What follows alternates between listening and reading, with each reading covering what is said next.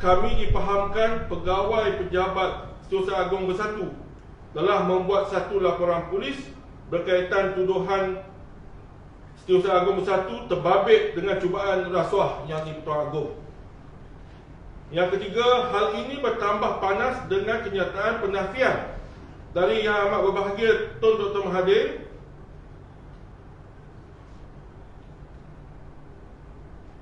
dengan ayat dan juga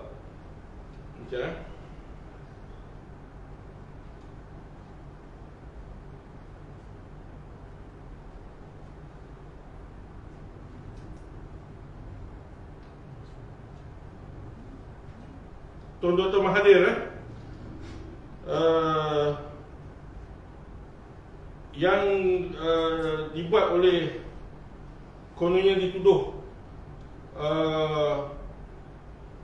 membuat rasuah politik, termasuk kepada yang di Pertuan Agong juga. Ayat yang mana direfer kepada satu kenyataan daripada akaun Facebook ataupun page Datuk Seri Anwar Ibrahim yang masih ada sehingga hari ini, yang masih ada daripada hingga hari ini dalam Facebooknya, tertera dengan ayat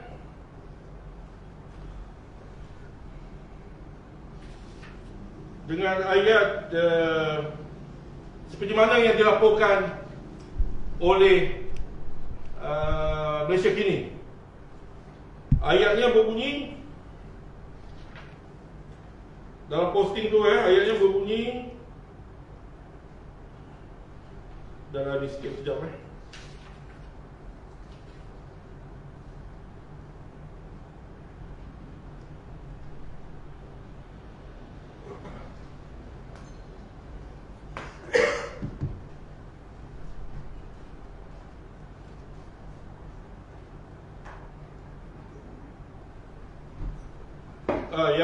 Yang menyebut kita juga heran apa yang dinyatakan oleh Perdana Menteri dalam dia punya posting tu, yang menyebut macam mana beliau boleh menyebut perkataan ataupun jumlah wang 500 juta dan 700 juta. Kononnya beliau menyampaikan ayat itu kepada Seri Paduka Baginda ketika pertemuan mingguan baru-baru ini. Dia menyebut perkara-perkara yang dibincangkan ataupun disampaikan oleh tuanku, dan beliau juga menyatakan supaya jika sesiapa yang menderma 500 juta ataupun 700 juta hendaklah disalurkan kepada kajian untuk diberi kepada orang susah. Dalam ayat dia begitulah. Kita nak tanya ni, benar ke tidak Perdana Menteri menyebut ayat itu kepada yang di Pertuan Agong? Benarkah ayat itu disebut oleh Perdana Menteri di depan ataupun kepada yang di Pertuan Agong? Atau dia hanya menambah dalam posting beliau di dalam Facebook, akaun rasmi beliau? Ini yang jadi pertanyaan. Apakah perlu beliau menyebut perkara ini di depan tuanku yang rasanya tidak ada kena-mengena dengan jumlah, dengan tidak ada keperluan dia nak menyebut dengan tuanku benda ni.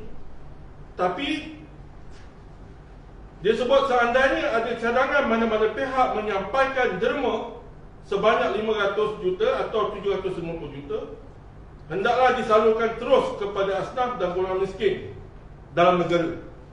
Ini yang dia sebut dalam Facebooknya, menyatakan dia menambah kepada perbualannya bersama dengan yang di Pertuan Agong. Saya tak faham apa tujuan dia menyebut perkara ini.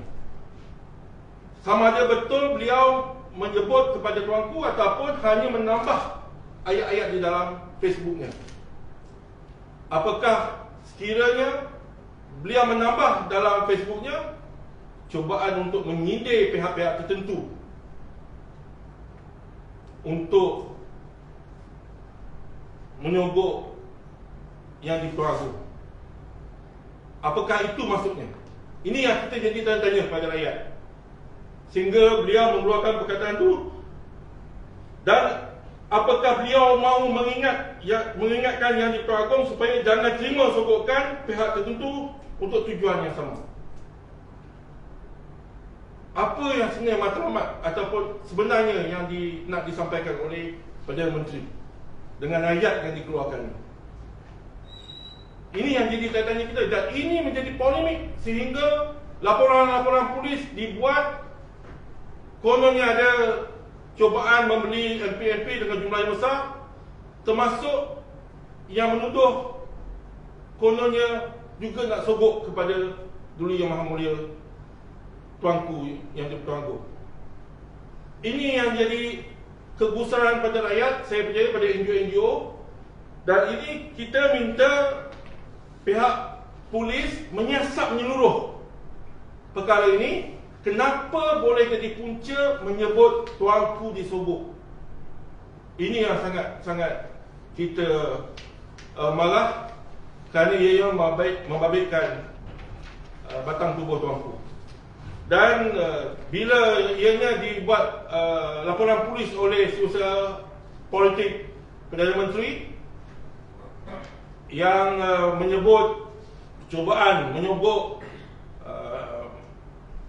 MP-MP dengan begitu jumlah yang banyak, dan pihak IGP pun membuat satu kenyataan semalam ke kemarin, tak silap saya, mereka akan ambil tindakan tegas menyiasat kerana ianya boleh memberi gambaran ataupun kegusaran kepada rakyat. Ya betul, mungkin kepada rakyat tidak seberapa, mungkin kepada pelabur, peniaga yang melihat negara tidak berapa stabil dengan situasi kerajaan jatuh atau diguling. Tapi itu pernah berlaku sebelum ni. Cuma saya tidak dengar lagi IGP menyuarakan polis juga akan menyiasat dakwaan-dakwaan ataupun persepsi ataupun tuduhan menyogok tuanku. Saya tengah tunggu ada kenyataan atau tidak daripada IGP. Bila Setiausaha Politik PM membuat laporan polis, beliau membuat Ketua Polis Negara membuat PC menegaskan pihak polis akan menyiasat perkara ini. Tapi kita tak dengar lagi IGP untuk membuat kenyataan menyiasat tuduhan yang di Pertuan Agong cuba disogok. Ini saya minta, NGO minta pihak PDRM tegas mana-mana pihak perlu disiasat. Siasat, kita juga NGO yang bertanya, harap ada pihak istana mengesahkan ada atau tidak ayat yang dikeluarkan oleh Perdana Menteri kepada isteri Paduka Baginda yang di Pertuan Agong yang mengatakan seandainya ada cadangan mana-mana pihak untuk menyampaikan derma sebanyak 500 atau 350 juta, hendaklah disalurkan terus kepada asnaf dan golongan miskin dalam negara. Ada ke tidak? Pihak istana kena sahkan. Dan Datuk Seri Anwar perlu betul terang sama ada beliau ada menyebut atau hanya menambah dalam FB beliau. Ini yang kita marah kerana mereka mengaitkan tuanku dengan rasuah politik wang, dengan babit dengan istana sekali. Kita nak benda ni dijelaskan supaya rakyat faham situasi yang sebenar. Sama ada memang ada cubaan ke pihak tertentu, walaupun tidak sampai lagi pada tuanku, saya percaya tuanku akan tolak. Sama ada betul ke tidak ada pemimpin-pemimpin politik untuk mendapat kuasa sehingga ada cadangan, ada fikiran mereka nak menyogok tuanku. Takkan sekali mereka berani membuat begini. Saya bimbang dia hanya sebagai persepsi ataupun tomahan saja. Ini saya nak pihak polis siasat. Sampai ada laporan polis yang menafikan mereka cuba menyogok tuanku, sebenarnya Sultan Agong Bersatu, dan Tuan Mahathir juga ada keluar kenyataan, Presiden Bersatu juga ada keluar kenyataan. Ini perlu disiasat. Kami rakyat NGO Melayu nak tahu perkara sebenar. Siapa yang buat benda ni jadi panas membabitkan tuanku dalam isu rasuah politik. Itu sementara ni. Mungkin Haji Amir ataupun Tuan Haji Semina nak sambung sikit.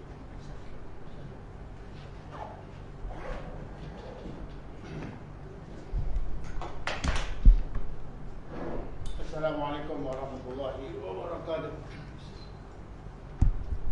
Surah Musi Jauh Tuan Hasan, Tuan Anggota Dawang dan Presiden Kasar Semizan juga anggota dan sahabat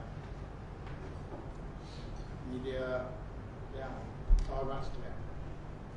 Dan juga orang muda, NGO muda. Saya tidak mau ulang apa yang Tuan Syed Hasan menyebut tadi. Cuma saya ingin mengajak kita dan orang ramai yang mengikuti program ini merujuk kepada sebuah kenyataan media Perdana Menteri. Pertamanya soalan saya ialah apakah benar dia punya kepalanya Anwar Ibrahim, kenyataan media Perdana Menteri 9 Januari 2024 yang di bawah ditulis nama Anwar Ibrahim. Setakat yang saya ulang tadi, saya tidak mengulang sebutan yang sudah dilontarkan oleh Tuan Syed. Soalan pertama ialah apakah saya meyakini surat ini betul, sebab setakat ini tidak ada penafian. Saya yakin benar. Saya yakin ini tidak benar. Sebab tidak ada penafian. Ini benda yang serius sebenarnya. Bukan benda main-main, bukan lawak. Bukan lawak sebenarnya, benda serius. Sebab melibatkan kenyataan Perdana Menteri yang dikaitkan dengan Duli Yang Maha Mulia Tuanku Tuan Agong. Ini benda serius. Tidak pernah terjadi dalam sejarah mana-mana politik dunia kontemporari seorang Perdana Menteri mengucapkan hal yang ini yang melibatkan raja, yakni pemerintah yang tertinggi dalam negara Malaysia. Tidak pernah berlaku dalam zaman kalau dalam konteks Malaysia, sejarah Malaysia tidak pernah Perdana Menteri mengaitkan perjalanan hayat politik dia dengan istana. Ini pertama kali berlaku dalam negara Malaysia. Ini yang dinamakan politik diabolik. Satu. Saya nak merujuk kepada kenyataan Perdana Menteri. Sebelum itu, saudara terhormat, ada orang bertanya, kenapa NGO begitu beria-ria, bersungguh-sungguh untuk melibatkan diri di dalam suasana seperti sekarang. Kita kena ingat, NGO adalah pertamanya ialah rakyat Malaysia yang prihatin dengan segala apa yang berlaku di dalam negara. Ini peranan NGO. Itu kena faham, premisnya begitu. Apa dia sibuk-sibuk? Bukan, memang kena sibuk, perlu sibuk. Sebab ini melibatkan negara. Kita adalah pemegang taruh negara ini. Kita punya saham yang besar di dalam melihat mengurus negara. Cuma melalui politik kekuasaan, tapi melalui politik rakyat, politik rakyat atau warga negara. Itu kena faham tentang premis pemikiran ini. Jadi saya nak merujuk kepada ini. Kata kenyataan yang belum ditarik balik, saya ingat sekarang belum ditarik balik. Kata baginda juga bertitah supaya saya selaku Perdana Menteri dan Kerajaan Madani.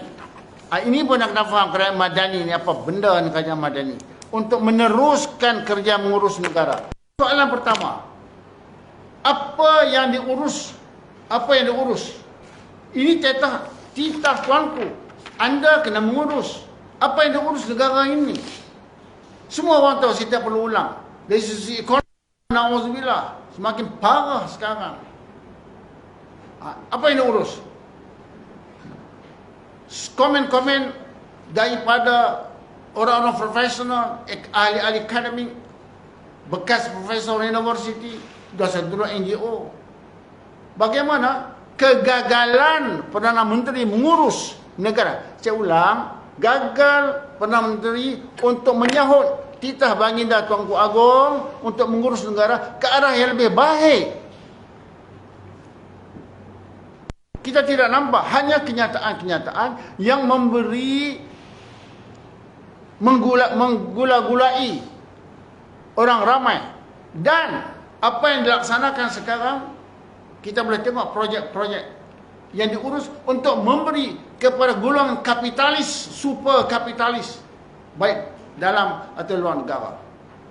Itu pun banyak juga kapitalis luar negara tidak berminat untuk melabur dalam negara kita. Bukan soal dia tidak confident kepada suasana, tapi tidak confident kepada Perdana Menteri kerana tidak pandai mengurus negara. Dia sudah tidak menjunjung titah perintah agung.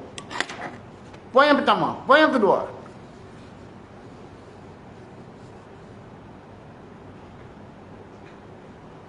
oleh demikian, oleh kerana dia gagal, tak apa. Oleh kerana dia gagal untuk mengurus kesejahteraan rakyat, maka dia wajib, kalau ada orang moral, kalau seorang pemimpin yang bermoral, maka dia wajib meletak jawatan. Kalau dalam teori politik seperti yang disebut oleh Al-Mawardi, kalau rakyat sudah, Al-Mawardi bukan Maududi, Al-Mawardi dan Ahkam Sunnah, kalau sudah tidak rakyat tak suka, dia kena letak jawatan. Teori politik Islam. Betul tak?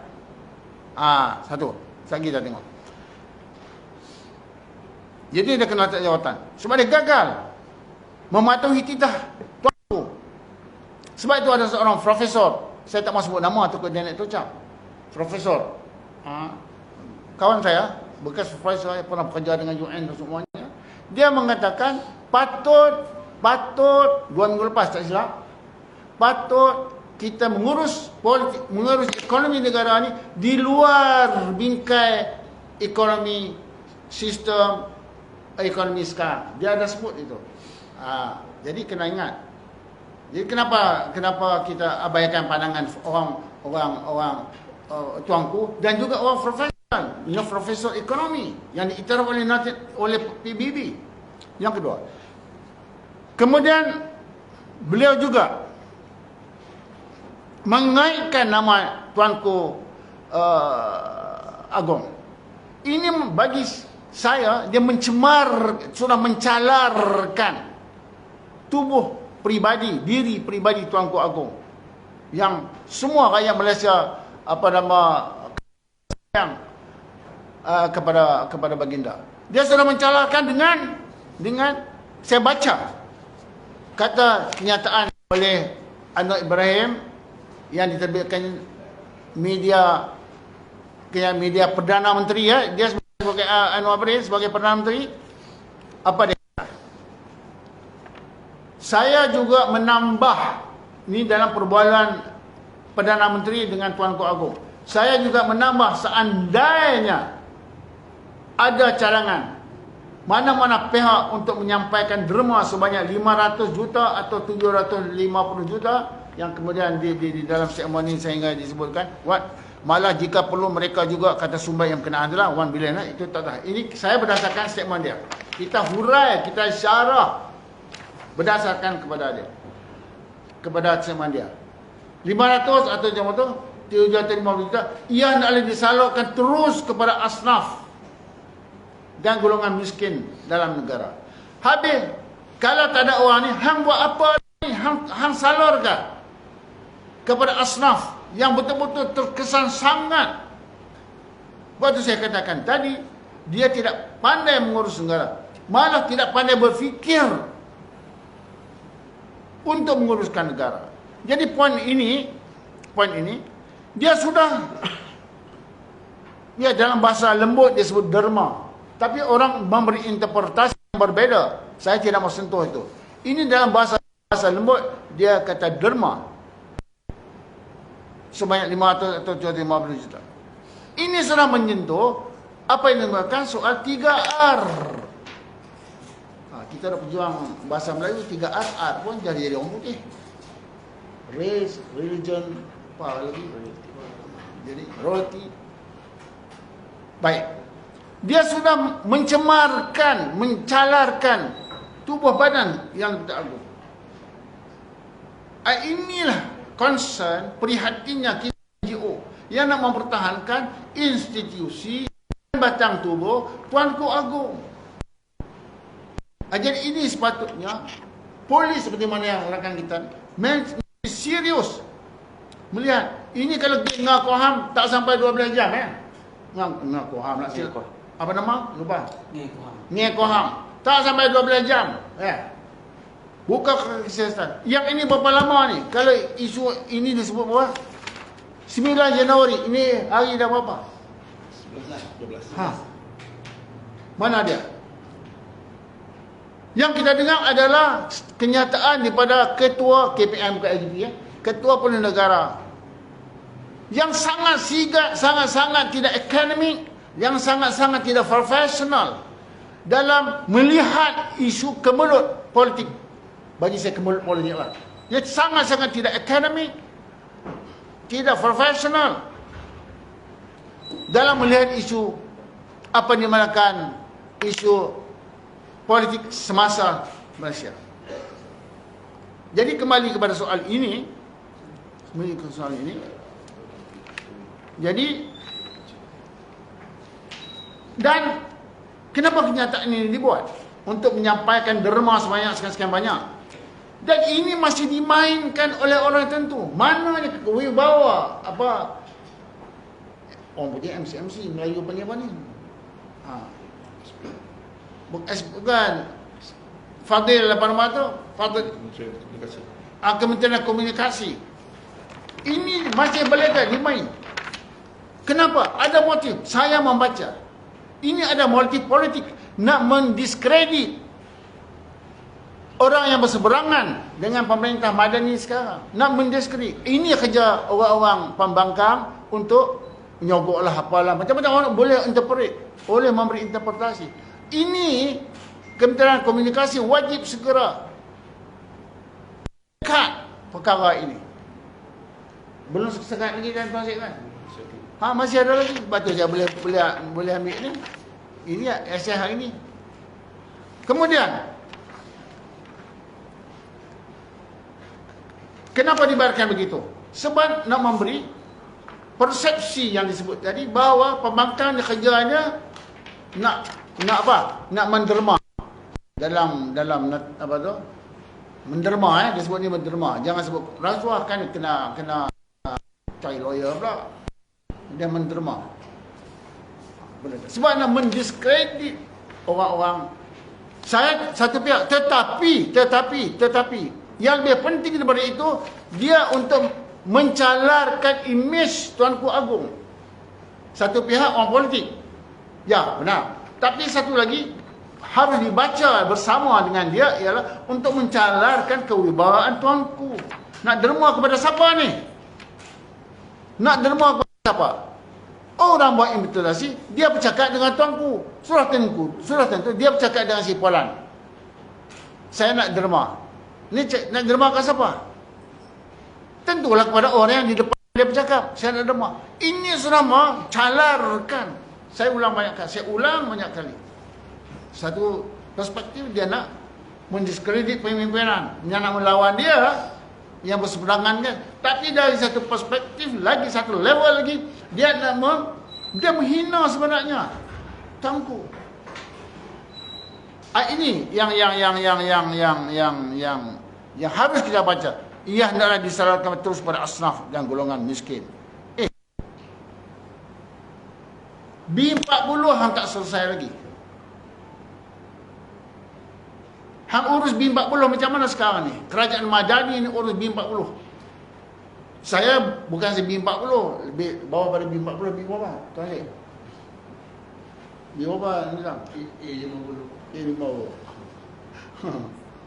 Jadi inilah masalah sekarang. Bila tidak ada kewibawaan, tidak ada kemampuan berfikir, maka akan menyebabkan tidak ada kemampuan untuk mengurus negara. Berfikir pun tidak mampu. Puncanya cara berfikir kena ada, cara pandang itu kena benar, kena betul, baru dah boleh dilaksanakan dalam secara fizikal. Jadi ini yang saya lagi satu hujah bahawa dia ada pilihan secara bermoral, mesti meletakkan jawatan secara saya terhormat ke, secara apa-apa ke, kena jawatan. Kemudian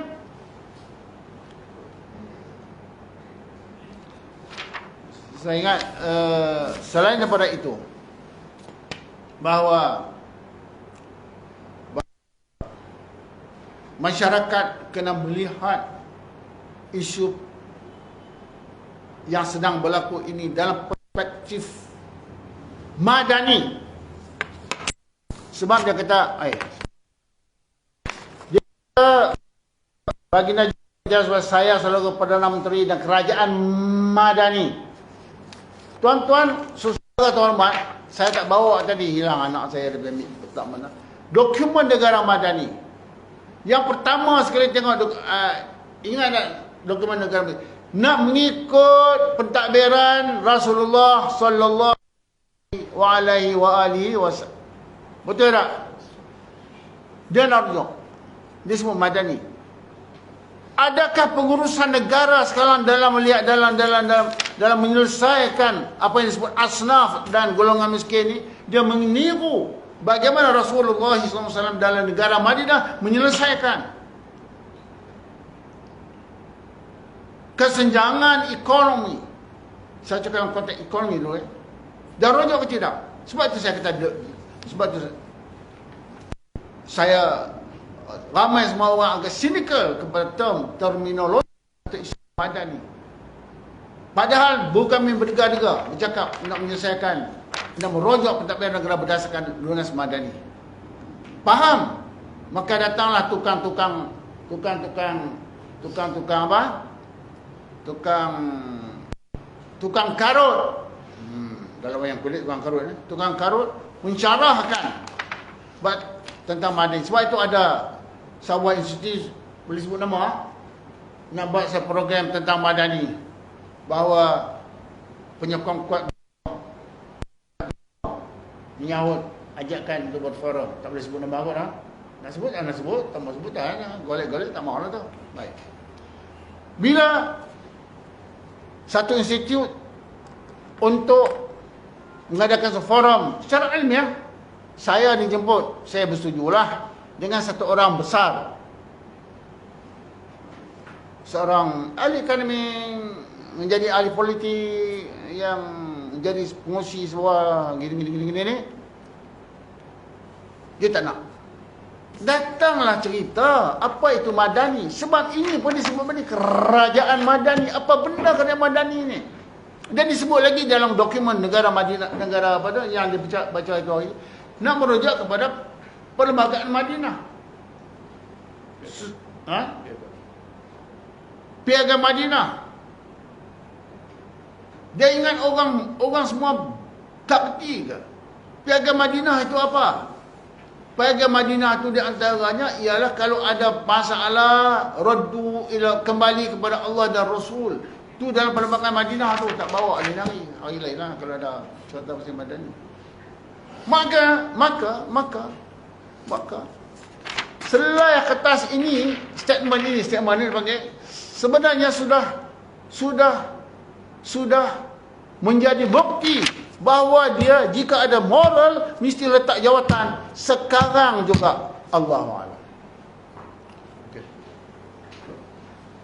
Tuan Haji Amin. Okey, Bismillahirrahmanirrahim. Terima kasih sahabat sekalian dan juga pemerintah. Saya ingin sentuh satu perkara. Yang pertama, PM ni kena berhati-hati. Dia bukan lagi ketua pembangkang. Dia adalah Perdana Menteri Malaysia. Setiap perkataan dan tulisan beliau akan memberi impak yang sangat besar pada negara, pada rakyat, pada pelabur-pelabur asing, kepada sistem politik dan sebagainya. Jadi saya ingatkanlah kepada beliau supaya memahami tugas dan mana model yang kalau tidak berhati-hati akan menimbulkan kekecohan dan kekeliruan kepada negara, kepada rakyat keseluruhannya, sebagaimana apa yang berlaku dalam tulisan Facebook beliau beberapa hari yang lepas. Itu yang pertama. Yang kedua, apa-apa komunikasi beliau dengan Yang di-Pertuan Agong adalah merupakan private conversation, perbualan yang private, yang bukan boleh, yang official, bukan boleh diheboh-hebohkan. Tak pernah lagi kita dengar sebelum ini mana-mana Perdana Menteri yang menghebohkan antara Perdana Menteri dan dengan YDPA. Ini bagi saya sesuatu yang sangat serius. Bagaimana personal conversation dijadikan satu benda yang public. Dan masalahnya kita tak tahu sama ada betul ataupun salah. Jadi bagi saya ini ethically, morally very very wrong. Mungkin ada perkara-perkara yang YDPA nak bercakap yang tak perlu diwawarkan, tetapi hari ini telah diwawarkan. Dan malah di sini kalau kita lihat kenyataan beliau yang akhir itu, seolah-olah beliau macam mengajar YDPA, mengingatkan YDPA kalau ada derma pada kerajaan, macamlah YDPA ni tak reti, macam budak-budak. So ini bagi saya tarnish, sangat mencemar YDPA. Jadi persoalannya, apa agenda beliau dalam mengungkapkan, melakarkan? Saya risau kalau kita tengok teori liberalism ni, memang agenda liberalism ini adalah membenci dan menolak monarki ataupun beraja ini. Jadi apakah ini satu agenda, satu isyarat supaya akhirnya lahir satu kebencian, satu keraguan rakyat terhadap institusi raja YDPA. Jadi apa sebenarnya motif beliau? Adakah kerana mahu kekal dalam politik, ataupun lebih besar daripada itu melahirkan rasa kebencian rakyat kepada raja? Kerana itu memang agenda orang liberal, orang liberalism. Adakah itu sebenarnya yang ingin diutarakan oleh beliau? Jadi perkara ini seperti yang sahabat-sahabat sebut tadi, perlu diambil tindakan segera oleh pihak berkuasa. Tentang sini pun disebut libatkan dalam isu politik kalau ikutkan statement dia. Tapi dengan kenyataan ini, beliau telah bercanggah dengan peringatan daripada YDPA. Beliau telah mengheret sebenarnya menjadi satu dogma, menjadi satu igawan sekarang ini pada rakyat. Apakah sebenarnya berlaku? Kalau betul lah benda ini berlaku, mana ada orang nak menyogok YDPA, bagi saya ini satu yang tragedi lah kepada negara. Tragedi pada negara. Ini bagi saya satu yang sangat serius. Saya tidak tahu kenapa pihak berkuasa YGP masih lagi tidak mengeluarkan kenyataan dalam melibatkan institusi paling tinggi, above politik, kan, yang bagi saya satu dunia melihat perkara ini. Dan saya yakin hari ini mentetapkan kita dengan kenyataan ini, mana sudah ada seolah-olah satu risk ataupun satu pertelagan, bukan saja politik, tetapi seolah-olah ada satu yang tidak kena antara PM sendiri dengan YDPA. Ini bagi saya satu question mark lah, kan, yang merisaukan rakyat, yang hari ini kita tahu sangat menghormati, menyanjung tinggi institusi raja ini yang sebagai penaung kepada politik, kepada sistem dalam negara kita ini. Jadi saya mengharapkanlah bahawa PM selepas ini lebih berhati-hati dalam mengeluarkan kenyataan, dalam membuat interview ataupun kenyataan lisan ataupun dalam bentuk tulisan.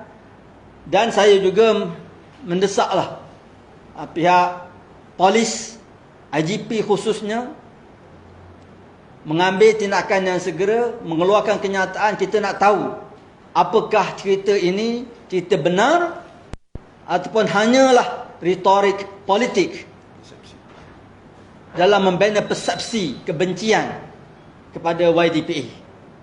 Terima kasih.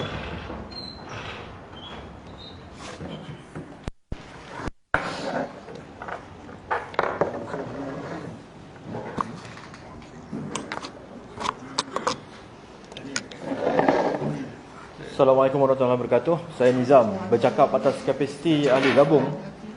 Saya bersetuju dengan apa yang dikatakan oleh Tuan Haji Aminuddin sebentar tadi.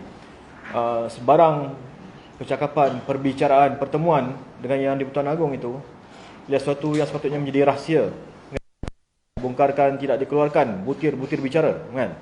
Dan kita amat kesal apabila Yang di-Pertuan Agong, pertemuan antara di-Pertuan Agong dengan Perdana Menteri, seolah-olah pihak Perdana Menteri ni tidak sabar untuk keluarkan kenyataan sebelum daripada Istana Negara keluarkan kenyataan. Dan di dalam kenyataan yang dikeluarkan oleh Perdana Menteri itu sendiri mengandungi beberapa persepsi-persepsi yang kita nampak persepsi ini boleh menjatuhkan serta amat menghinakan kepada imej Yang di-Pertuan Agong itu sendiri. Dia seolah-olah mencadangkan bahawa Yang di-Pertuan Agong ni bergelumang dengan percaturan politik. Nombor dua, seolah-olah dia mencadangkan juga satu persepsi jahat lah bagi saya, apabila meletakkan satu price tag kepada Yang di-Pertuan Agong. Yang di-Pertuan Agong ni boleh dibeli, kan? Ini sangat mengecewakan. Dan kita harap bahawa apa yang berlaku ni tidak berlaku pada masa depan. Dan kita harap pihak berkuasa sendiri, macam SPRM ketika mengambil tindakan terhadap aman Palestin, mereka mengatakan mereka mengambil tindakan disebabkan ada berita-berita dalam media menyatakan ada berlaku penyelewengan dan sebagainya, kan? Ada berlaku contoh-contoh penyelewengan dan sebagainya ni. Dan ini dah keluar dalam media. Dan kita harap bahawa kenyataan yang dikeluarkan ni SPRM mesti sesat, sama ada betul atau tidak, kerana ia melibatkan imej Yang di-Pertuan Agong, pemerintah utama negara kita ni. Ia meletakkan negara kita dalam satu situasi yang haru biru lah. Saya lihat keadaan macam ni, dan tidak boleh berterusan macam ni. Dan kita minta supaya benda ni diselesaikan dengan segera. Imej Yang di-Pertuan Agong ni mesti dibersihkan dengan segera. Dan Perdana Menteri, jika benda yang dicakap ni benar, bawa ke muka pengadilan. Jika benda ni dia cakap tidak benar, minta dia mohon maaf, beri penjelasan, dan minta pihak berkuasa selesaikan perkara dengan segera. Itu daripada saya. Terima kasih. Okey, ada apa nak tanya? Soalan?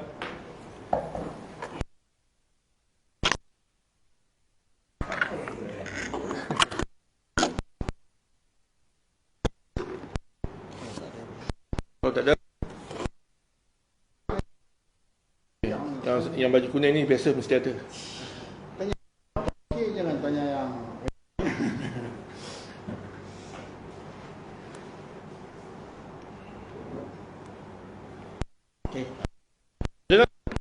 ni semua ni tak nak tanya apa? Oh,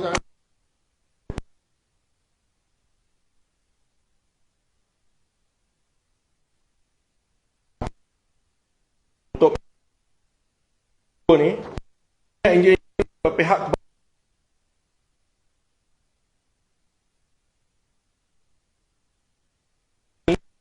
buat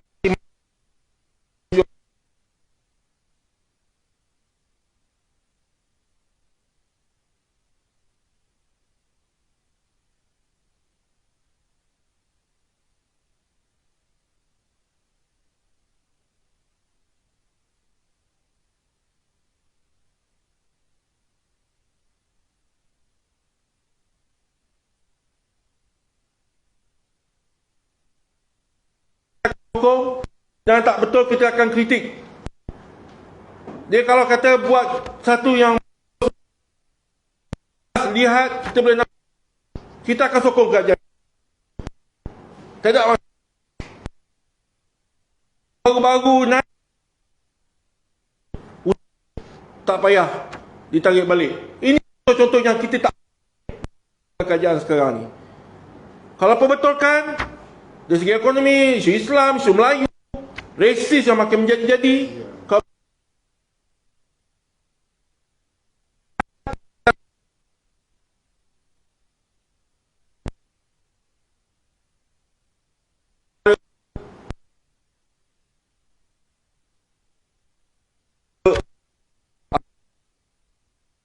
Akan datang menjadi negara sekular. Ini yang kita lihat, ini yang kita takut. Jadi ini media yang kita buat pada petang ini, ya, tuan-tuan, supaya sampai kepada pihak-pihak berkuasa ambil tindakan kerana berat yang di Pertuan Agong. Sekian, terima kasih.